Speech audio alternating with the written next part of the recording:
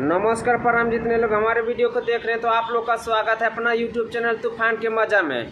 तो आप लोग अगर हमारे चैनल पे नए हैं तो चैनल को सब्सक्राइब करके जुड़ जाइएगा। तो आप लोगों को बता दें कि हमारे पावर स्टार पवन सिंह का बहुत ही ज़बरदस्त भोजपुरी सॉन्ग आ रहा है, जो कि आप लोगों को टीजर आप लोग देख चुके होंगे। हमारे पावर स्टार पवन सिंह का कितना बवाल टीजर है, आप लोग एकदम खुद देख लिए होंगे। अगर अभी तक नहीं देखे हैं तो ग्लोबल म्यूजिक जंक्शन पे जाइए और देखिए।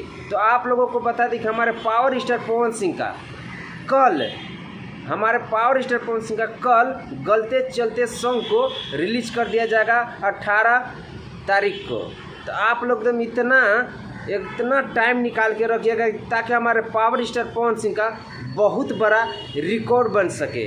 तो आप लोगों को बता दें कि हमारे पावर स्टार पवन सिंह का इतना तबाही मचाने वाला सॉन्ग है ना भाई, तो आप लोग एकदम टीजर में ही अंदाज लगा सकते हैं हमारे पावर स्टार पवन सिंह का सॉन्ग कैसा बम ब्लास्ट और तांडव मचाने वाला है कल।